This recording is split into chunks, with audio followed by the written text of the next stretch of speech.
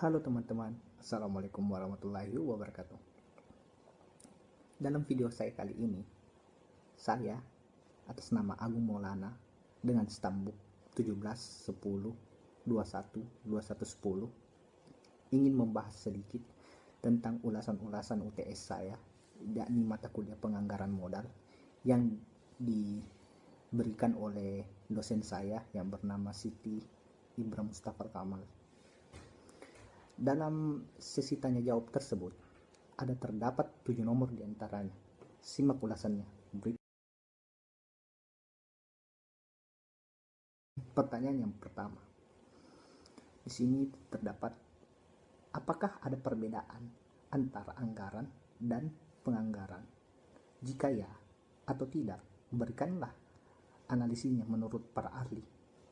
Oke.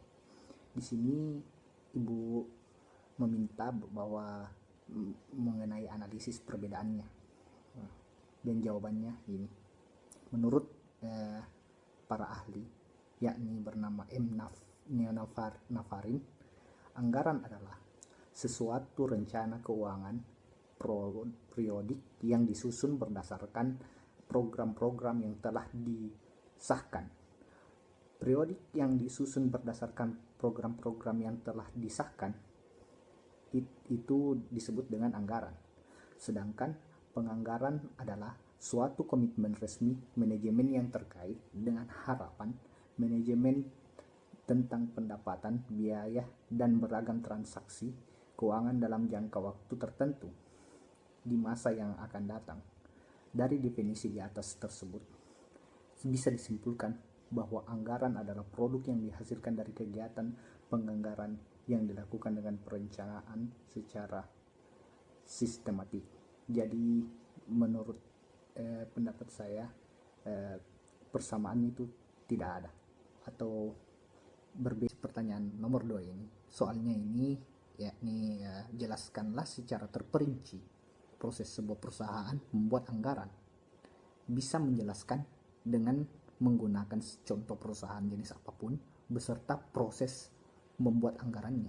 Jadi di sini Ibu meminta bagaimana perusahaan tersebut membuat anggarannya. Di sini saya akan menjawab soal tersebut. Jawaban saya begini.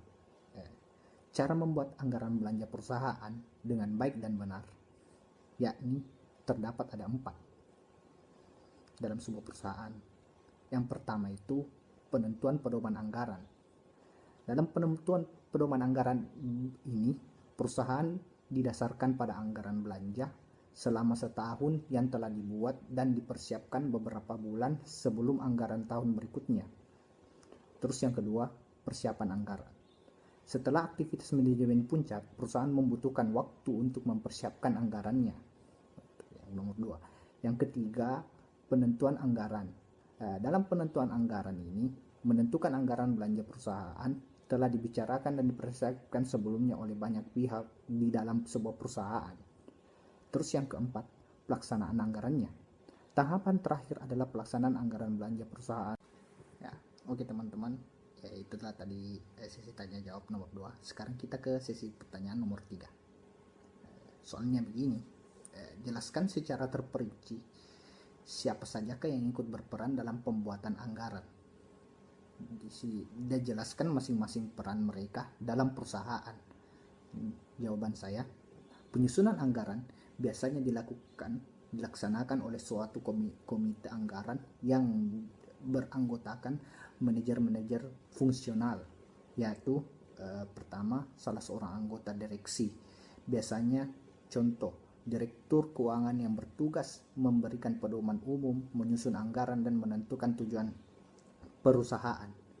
Itu yang pertama. Terus yang kedua, jadi manajer pemasaran yang bertugas menyusun anggaran penjualan dan anggaran biaya distribusi. Yang ketiga ini manajer produksi, bertugas menyusun anggaran-anggaran yang berhubungan dengan seluruh kegiatan produksi. Yang keempat, manajer keuangan, bertugas menyusun anggaran yang berhubungan dengan posisi keuangan perusahaan.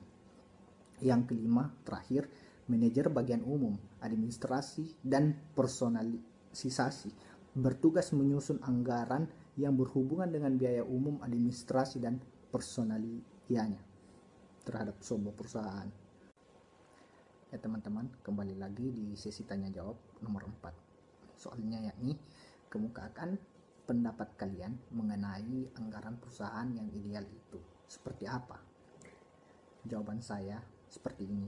Menurut pendapat saya, seperti apakah anggaran dikatakan ideal itu adalah jika suatu perusahaan mampu menciptakan konkresi, tujuan, dan sekaligus sistem penganggaran itu mampu mendorong para manajer untuk mencapai tujuan organisasi dengan cara yang etis. Yang dimaksud dengan tujuan konkresi, tujuannya yakni perusahaan harus selaras dengan tujuan manajer dalam sebagai individu. Jadi harus berbarengan antara sebuah organisasi dengan sebuah perusahaan dengan tujuan manajernya agar terjadinya tujuan konkresi di dalam suatu perusahaan tersebut. Ya teman-teman, ini sesi pertanyaan nomor 5. Pertanyaannya seperti ini. Apakah anggaran perusahaan dapat diubah? Jika iya atau tidak, berikanlah analisisnya. Jawaban saya, jika anggaran sudah disahkan, maka anggaran tersebut tidak dapat diubah, kecuali dalam hal khusus, seperti keadaan yang berubah-ubah yang bisa menyebabkan perubahan kebijakan anggaran. Misalnya dalam suatu inflasi terbuka, kebanyakan anggaran yang lengkap kurang berguna dan cenderung merepotkan. Oleh karena itu, saat inflasi terbuka, sedapat mungkin harus ditekan standar kualitas, sedangkan standar harga yang harus disesuaikan secara produk. Hal ini merupakan suatu keterbatasan dalam sebuah anggaran yang membuat anggaran bisa diubah dalam hal khusus seperti ini. Nomor ke-6. Di dalam sesi tanya jawab nomor 6 ini, pertanyaannya seperti ini. Dari tugas kalian, anggaran manakah yang digunakan oleh semua jenis perusahaan? Kalau ada, berikan alasannya. Menurut saya, yang manakah digunakan semua jenis perusahaan, yakni adalah anggaran operasional. Karena anggaran operasional merupakan salah satu biaya yang terpenting dalam pelaksanaan proyek perusahaan, dan perusahaan tidak akan berjalan jika tidak adanya biaya operasional. Jadi biaya operasional ini sangat penting bagi perusahaan. Jika tidak adanya biaya operasional ini, maka suatu perusahaan tidak bisa menjalankan sistem operasionalnya yang ada di dalam perusahaannya, seperti biaya produk, biaya mesin, biaya tenaga kerja, dan lain-lain. Ya teman-teman, inilah sesi tanya jawab yang terakhir di dalam tugas UTS penganggaran modal saya.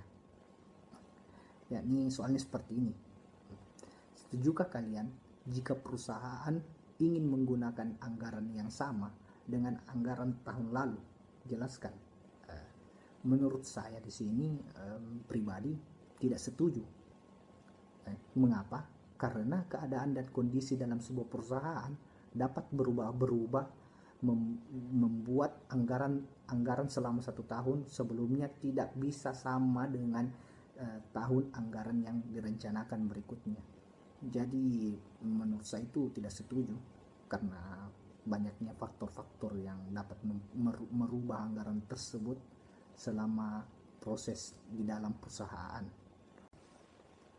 Ya teman-teman, ya itulah tadi beberapa pemaparan saya tentang sesi tanya jawab UTS penganggaran modal saya yang diberikan oleh dosen Siti Bram Mustafa Kamal. Kalau di dalam video ini terdapat beberapa kesalahan yang saya ucapkan, mohon dimengerti, karena kita hanyalah manusia biasa yang tak luput dari kesalahan. Ingat, satu kali lagi, stay home and jangan kemana-mana, tetap di rumah aja seperti saya. Terima kasih. Assalamualaikum. Saya Agung Maulana. Assalamualaikum warahmatullahi wabarakatuh.